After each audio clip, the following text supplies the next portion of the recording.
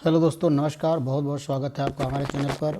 तो आइए हम लोग मैथ की प्रैक्टिस सेट स्टार्ट करने जा रहे हैं। और पहला ही क्वेश्चन देखिए, बहुत ही महत्वपूर्ण क्वेश्चन, बहुत इंपॉर्टेंट क्वेश्चन एलसीएम और एचसीएफ चैप्टर से लिया गया है। दिया है कि 1.75, 5.6 और 7 का एचसीएफ क्या होगा। एचसीएफ का मतलब महत्तम समापवर्तक का मतलब क्या होता है भाई, एचसीएफ होता है। इसका मतलब क्या हम लोग से पूछा हुआ है, एचसीएफ। तो अब देखिए, दशमलव वाले संख्या के एचसीएफ हम लोग कैसे निकालते हैं। सबसे पहले दशमलव वाले संख्या में हम लोग दशमलव को हटाएंगे। तो जैसे 1.75 दिया है, 2 अंक के बाद दशमलव है, तो हम लोग 100 से ऊपर और 100 से नीचे गुणा कर देंगे।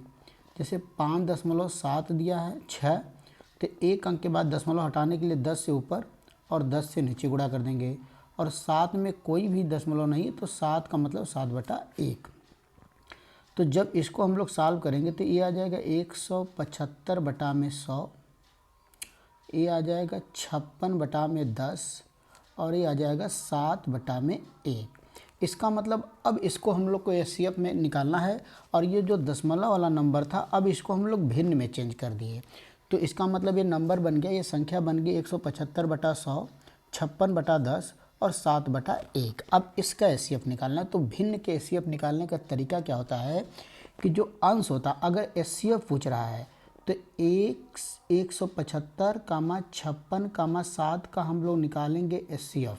और जो हर है 100, 10, 1 का हम लोग निकालेंगे एलसीएम। ठीक है। तो 175, 56 और 7 का एचसीएफ निकालेंगे तो आएगा 7। और जब 100, 10 और 1 का एलसीएम निकालेंगे तो आएगा 100। इसका मतलब 7/100 और भाग देंगे 0.07। तो जो इसका सही आंसर होगा 0.07, मतलब ऑप्शन बी हमारा करेक्ट होगा।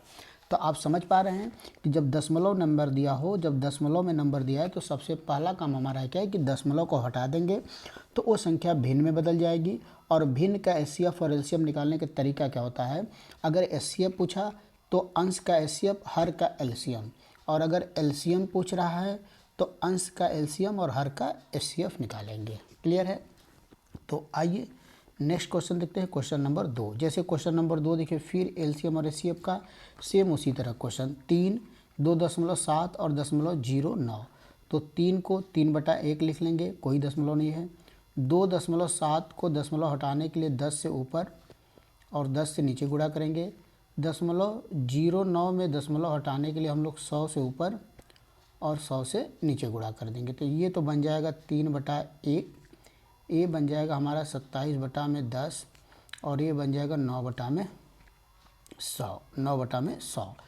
तो अब देखिए, अभी अभी मैंने बताया कि इसमें क्या पूछा, लघुत्तम समापवर्तक, मतलब इसमें हम लोग का क्या पूछा है, एलसीएम। तो भिन्न हो चुका, इसका मतलब 3, 27 और 9 का निकालेंगे एलसीएम। तो 3, 27, 9 का एलसीएम आ जाएगा 27। और 1, 10 और 100 का एलसीएम 1 आ जाएगा। तो 27/1 और 27/1 का मतलब आंसर कितना आ जाएगा भाई, 27 आ जाएगा। 27 आंसर आ जाएगा, मतलब ऑप्शन डी हमारा बिल्कुल करेक्ट होगा।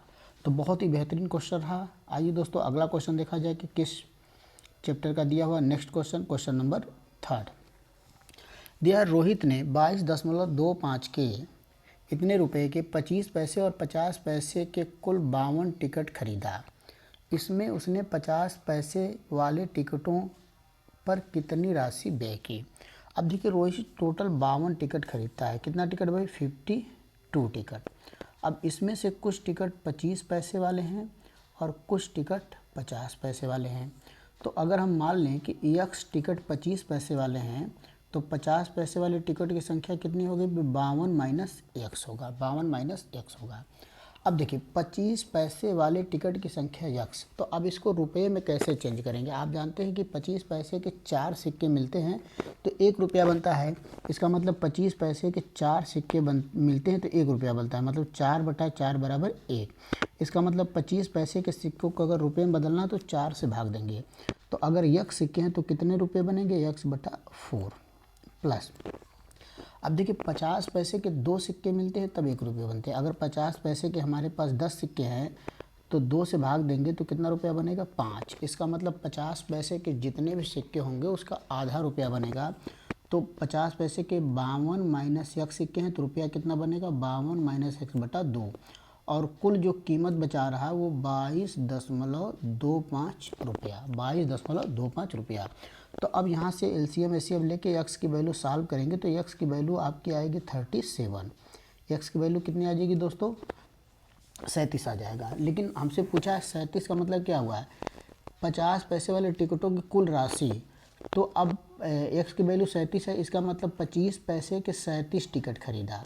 तो 50 पैसे के कितने खरीदा? 52 में से हम लोग 37 घटा देंगे तो 12 में 7 गया 5, 1, 15। इसका मतलब 50 पैसे के कितने टिकट खरीदा? 50 पैसे के कितने? 15। 50 पैसे वाले के कितने भाई खरीदा टिकट? 15। अब इसका आधा करेंगे। अब क्या पूछा हुआ है? तो 50 पैसे वाले टिकटों की कुल राशि। तो आप 50 पैसे के 15 टिकट खरीदा है तो राशि करेंगे तो इसका आधा कर देंगे 15/2। तो कोई भी ऑप्शन मैच नहीं करेगा तो ऑप्शन हम लोग का करेक्ट हो जाएगा डी। ऑप्शन क्या करेक्ट हो जाएगा भाई? डी। कैलकुलेशन को आप एक बार चेक कर लेंगे। आइए नेक्स्ट क्वेश्चन किया जाए। आइए दोस्तों अगला क्वेश्चन हम लोग देखते हैं क्या दिया है। यह किसी संख्या का वर्ग दो संख्याओं 75.15 और 60.12 के वर्गों के अंतर के बराबर है तो वो संख्या क्या होगी?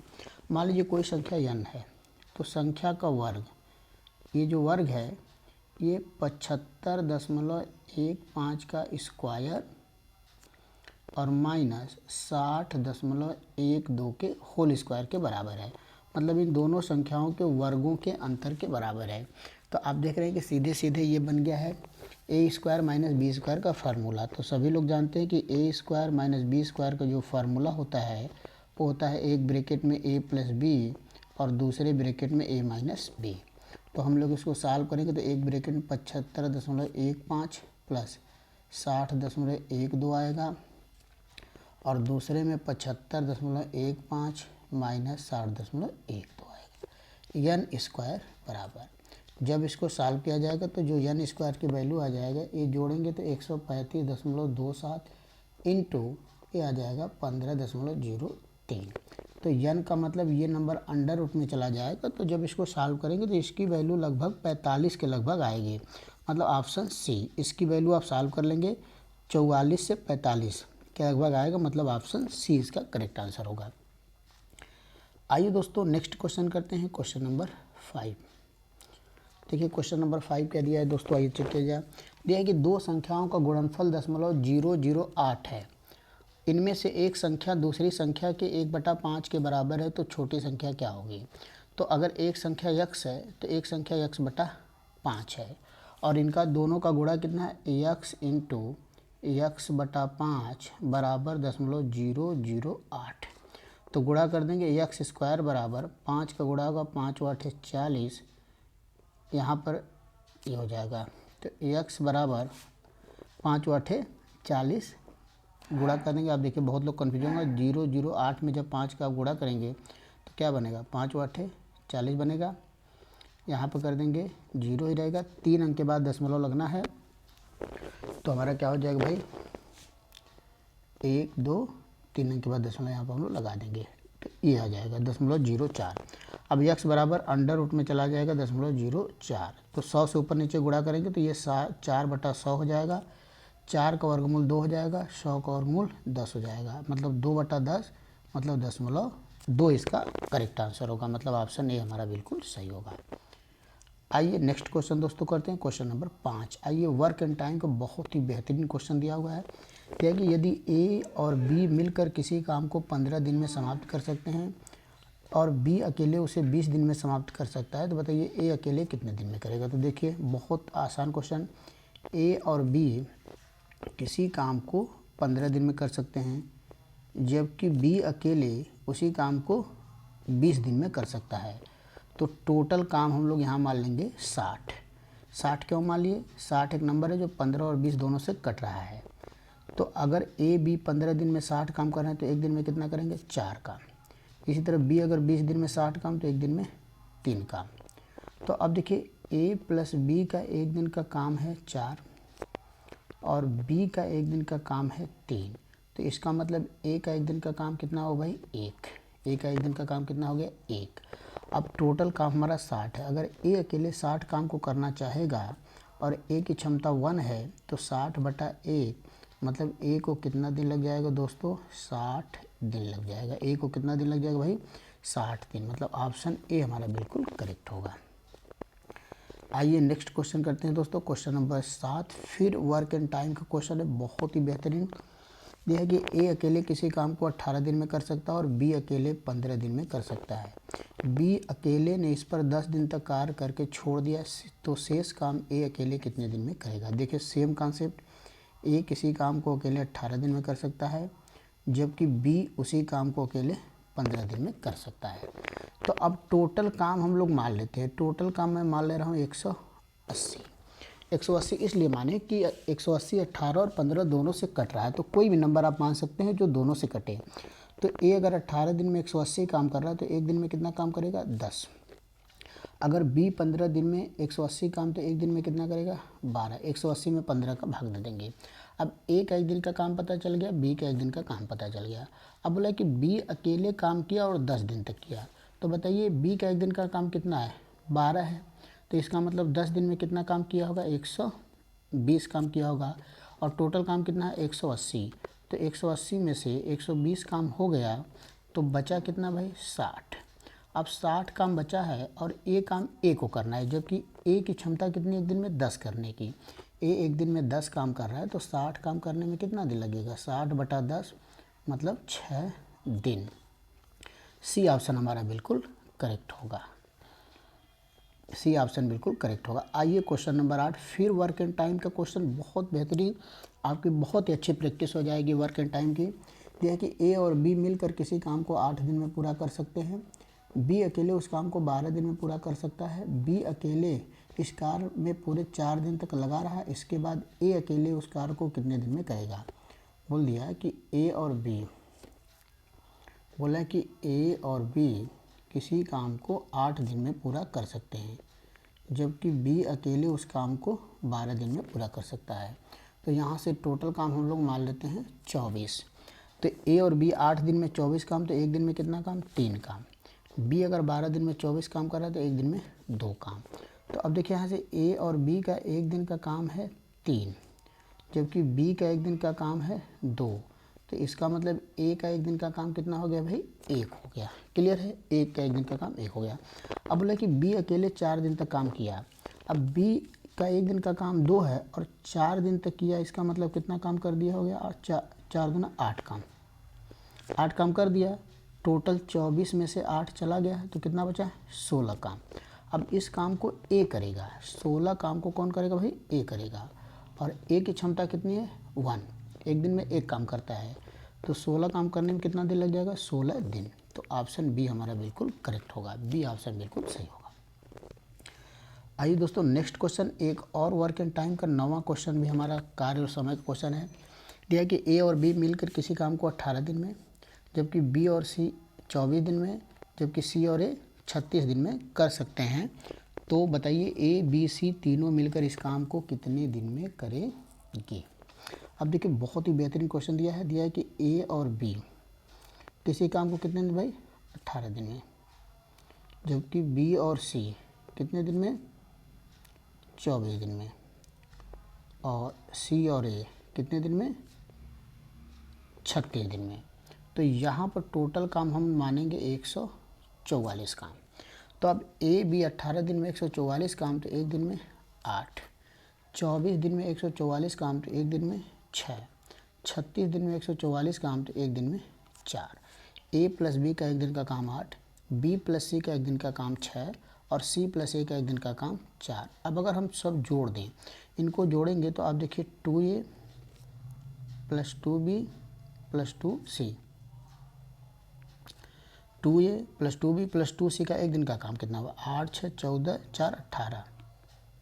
इसका मतलब 2a plus 2b plus 2c का एक दिन का काम 14 हुआ, 18 हुआ। तो a plus b plus c का एक दिन का काम कितना होगा, 9 होगा। ए बी सी का एक दिन का काम 9 होगा। अब बोला है कि ए बी सी काम को कितने दिन में करेंगे। टोटल 144 काम है और ए बी सी एक दिन में 9 काम करते हैं, तो 144 बटा 9 कितना दिन लग जाएगा भाई, 16 दिन। इनको कितना दिन लगेगा भाई, 16 दिन लगेगा। समझ पा रहे हैं, बहुत ही बेहतरीन क्वेश्चन है। आइए नेक्स्ट क्वेश्चन देखा जाए। आइए दोस्तों, एक और वर्क एंड टाइम का क्वेश्चन बहुत बेहतरीन है। क्वेश्चन नंबर 10, ए किसी काम को 18 दिन में, बी 20 दिन में और सी 30 दिन में पूरा करता है। सबसे पहले तो ये काम आपको हर वर्क एंड टाइम के सारे क्वेश्चन इसी कॉन्सेप्ट से होंगे। ए किसी काम को 18 दिन में, जबकि बी उसी काम को 20 दिन में और सी उसी काम को 30 दिन में पूरा कर सकते हैं। तो टोटल काम कितना मानेंगे? 18, 20 और इनका एलसीएम ले लिया जाएगा हम लोग। ए किसी काम को 18 दिन में, तो टोटल एलसीएम हो जाएगा 180। तो ए का एक दिन का काम 10, बी का एक दिन का काम 9 और सी का एक दिन का काम 6। अब बोला कि बी और सी मिलकर काम किए किंतु 2 दिन बाद कार्य छोड़ दिए। तो बी और सी 2 दिन काम किए। बी का एक दिन का काम 9 है और सी का एक दिन का काम 6। मतलब ये दोनों एक दिन में कितना काम कर रहे हैं? 9, 6, 15। और ये 2 दिन काम किए, इसका मतलब 15 दूना 30 काम कर दिए। अब 180 में से 30 काम हो गया, इसका मतलब कितना काम बचा? 150। अब इसको ए को करना है, जबकि ए एक दिन में कितना काम कर रहा है? 10, और काम कितना करना है? 150। तो ए को कितना दिन लग जाएगा भाई? 150 बटा में 10, 0 से 0 कट गया, आंसर आ गया 15 दिन। कितना आ गया भाई? 15 दिन। ऑप्शन सी हमारा बिल्कुल करेक्ट होगा। क्लियर है? आइए नेक्स्ट क्वेश्चन करते हैं। क्वेश्चन नंबर 11 देखिए। क्वेश्चन नंबर 11 अगला किस चैप्टर से? चक्रवृद्धि ब्याज का क्वेश्चन है। बहुत ही बेहतरीन क्वेश्चन। देखिए कि 16,000 रुपये की राशि 20% वार्षिक दर से 9 महीने का चक्रवृद्धि ब्याज क्या हो गया, जबकि ब्याज त्रैमासिक है। अब देखिए, अब 9 महीने में हमको ब्याज 3-3 महीने पर लगाना है। तो 9 महीने को अगर 3-3 महीने में बांटा जाएगा तो कितनी बार बचेगा? 3 बार में। इसका मतलब जो टाइम है हमारा 3 है, 3 त्रैमासिक। अब देखिए ब्याज की दर, ये जो 20% दिया है ये वार्षिक है, मतलब 12 महीने का है। लेकिन ब्याज की दर हमको 3 महीने पर लगाना है। तो आप इसको चेंज कैसे करेंगे? देखिए, अगर 12 महीने में ब्याज की दर है 20%, तो 1 महीने का होगा 20/12, इसलिए 3 महीने क्या होगा? 3 चौक के 12, 4 पचे 20, 5%। ब्याज की दर कितनी हो जाएगी? 5%। तो अब हम लोग फार्मूला लगा देंगे, ए बराबर पी। पी का मतलब 16,000, पी का मतलब कितना है भाई? 16,000, लेकिन 1 प्लस आर, आर का मतलब 5/100 के पावर एन, एन का मतलब समय, और समय कितना है यहाँ पर? 3 है। अब इसको जब आप सॉल्व करेंगे, जब इसको हम लोग सॉल्व करेंगे तो जो हम लोग का आंसर आएगा, जो ए की वैल्यू आएगी वो आएगी 18,522। लेकिन हमसे ये मिस धन आ गया, लेकिन हमसे पूछा है चक्रवृद्धि ब्याज। तो इसमें से 16,000 को हम लोग माइनस कर देंगे। 16,000 को क्या कर देंगे भाई? माइनस कर देंगे। तो 2,522, 2,522 मतलब ऑप्शन सी हमारा बिल्कुल करेक्ट होगा। ऑप्शन सी हम लोग का सही होगा। आइए दोस्तों क्वेश्चन नंबर 12 करते हैं। क्वेश्चन नंबर 12 भी आप देखिए चक्रवृद्धि ब्याज का ही क्वेश्चन है। दिया है कि 10,000 रुपये का, ये 2.5 सैकड़ा हज़ार, 10,000 रुपये का 3 वर्ष का चक्रवृद्धि ब्याज क्या हो गया, जबकि ब्याज की दर प्रथम वर्ष 4%, द्वितीय वर्ष 5% और तृतीय वर्ष 6%। देखिए इसका बहुत ही बिल्कुल आसानी से हम लोग करेंगे। तो यहाँ पहले 10,000 लिख लिया जाए, और पहले वर्ष 5%, 1 + 4/100, फिर दूसरे वर्ष 5 तो 1 + 5/100, फिर तीसरे वर्ष 6 तो 1 + 6/100। तो सबसे पहला काम है कि इसको सॉल्व करेंगे तो हमारा मिस धन आ जाएगा। जब इसको हम लोग सॉल्व करेंगे तो हम लोग का क्या आ जाएगा भाई? मिस धन आ जाएगा, और ये आएगा आपका 11,575.2। लेकिन हमको सीआई पता करना है। तो जैसे इसमें से 10,000 हम लोग माइनस करेंगे तो 1,575.2, मतलब ऑप्शन सी हम लोग का बिल्कुल करेक्ट होगा भाई। ऑप्शन सी बिल्कुल हम लोग का करेक्ट होगा। राइट आंसर क्या हो गया भाई दोस्तों? ऑप्शन सी हम लोग का बिल्कुल राइट आंसर होगा। आइए दोस्तों नेक्स्ट क्वेश्चन देखते हैं। क्वेश्चन नंबर 13 फिर चक्रवृद्धि ब्याज का क्वेश्चन है। दिया कि 45,000 रुपये में 15% की दर से 2 वर्ष के अंत में कितना चक्रवृद्धि ब्याज मिलेगा। तो फिर वही ए वाला फार्मूला लगा देंगे, पी। पी की जगह हमारा क्या रहेगा भाई? 45,000 1 + 15/100 के पावर 2। तो अब इसको सॉल्व करना सभी लोग जानते हैं, कोई ऐसा नहीं जो सॉल्व नहीं कर लेगा। ए की वैल्यू आपकी आ जाएगी, मैं डायरेक्ट ले रहा हूँ 14,512.5 आएगा। लेकिन हमसे चक्रवृद्धि ब्याज पूछा है तो इसमें से 45,000 को माइनस करेंगे। 1, 2, 2.5 सैकड़ा हज़ार, तो ये गलत आ गया, 1 0 और अच्छा ये नहीं आएगा, हम लोग जब सॉल्व करेंगे इसको तो ए की जो वैल्यू आएगी ये गलत है, डी की वैल्यू आएगी आपकी 59,512.5 और जब इसमें से 45,000 हम लोग माइनस कर देंगे तब हम लोग की वैल्यू आ जाएगी 14,512.5 और यही हम लोग का CI होगा 14,000। इसमें से कोई ऑप्शन नहीं मैच कर रहा है तो हम लोग डी लास्ट वाला ऑप्शन लगाएंगे। आइए दोस्तों क्वेश्चन नंबर 14 देखते हैं क्या दिया हुआ है। बहुत बेहतरीन क्वेश्चन दिया है कि इकाई, दहाई, सैकड़ा, हज़ार, 1,60,000 रुपये का 2 वर्ष में 10% की दर से छमाही दे चक्रवृद्धि ब्याज क्या होगा। अब देखिए 2 वर्ष को अगर हम लोग छमाही में चेंज करें तो हमारी 4 छमाही आएगी, क्योंकि 1 साल में 2 छमाही तो 2 साल में 4। और जो ब्याज की दर वार्षिक अगर 10% है तो अगर इसको छमाही लगाया जाए तो ये हो जाएगा 5%। तो सबसे पहले फार्मूला ये लगाएंगे, ए बराबर 1 2 3 4 1 + 5/100 के घाते 4। अब इसको सॉल्व करके कुछ नहीं करना है, ए की वैल्यू निकालना है और केवल कैलकुलेशन है और कुछ नहीं है। इसको जैसे हम लोग सॉल्व करेंगे तो केवल ए की वैल्यू आपको निकालना है। तो जो ए की वैल्यू आएगा मैं वो आपको बता दे रहा हूँ, आएगा 1,94,481 और इसमें से जब 1,60,000 को माइनस करेंगे तो आएगा 3,448 आ जाएगा, 3,448। अच्छा कोई ऑप्शन नहीं मैच कर रहा है तो कल ए आ जाएगा, 34,481 आ जाएगा। तो देख लीजिए बी ऑप्शन बिल्कुल हमारा करेक्ट होगा, केवल कैलकुलेशन है और क्वेश्चन में कुछ नहीं है। आइए दोस्तों नेक्स्ट क्वेश्चन देखते हैं। क्वेश्चन नंबर 15 दिया है कि 1,000 रुपये की राशि पर 5% वार्षिक दर से 2 वर्ष के चक्रवृद्धि ब्याज और साधारण ब्याज का अंतर। जब भी दोस्तों 2 साल के CI माइनस SI की बात आए, सपोज करिए कि 2 साल का CI और SI D है, अगर 2 साल का चक्रवृद्धि ब्याज और साधारण ब्याज के अंतर का क्वेश्चन जब भी आएगा तो केवल और केवल यही फार्मूला लगेगा, होता है D बराबर P ब्रैकेट में R/100 के घाते 2। यहाँ D क्या है, 2 साल के CI और SI का डिफरेंस है, P हमारा मूलधन है, R हमारा ब्याज की दर है और पावर में 2 लगा देंगे। तो देखिए ये D की वैल्यू पूछा हुआ है, P की वैल्यू दिया है 1,000, R की वैल्यू 5/100 का स्क्वायर, तो ये काटेंगे तो 20 हो जाएगा। तो D बराबर बचेगा 1,000 बटा में 20 का स्क्वायर करेंगे तो 400, 2 0 से 2 0, 10/4 काटेंगे 5/2 और 5/2 का मतलब कितना आ जाएगा, 2.5 आ जाएगा, 2.5 आ जाएगा। तो जो इसका सही आंसर होगा दोस्तों वो होगा ऑप्शन बी हमारा करेक्ट होगा। तो दोस्तों ये 15 बहुत ही बेहतरीन क्वेश्चन का सेट रहा, उम्मीद है कि आपको पसंद आया होगा। तो इसी तरह लगातार हम लोग मैथ की प्रैक्टिस करते रहें। मैथ को तैयार करने का नहीं, किसी भी सब्जेक्ट को तैयार करने का सबसे जो इम्पॉर्टेंट चीज़ है वो है प्रैक्टिस। कोई भी सब्जेक्ट अगर आप पढ़ रहे हैं तो आपको सबसे प्रैक्टिस आपको डेली करना पड़ेगा। क्वेश्चन की प्रैक्टिस आपको लगातार करते रहना है ताकि कोई भी चीज़ आपको भूले ना। तो दोस्तों अगले सेट में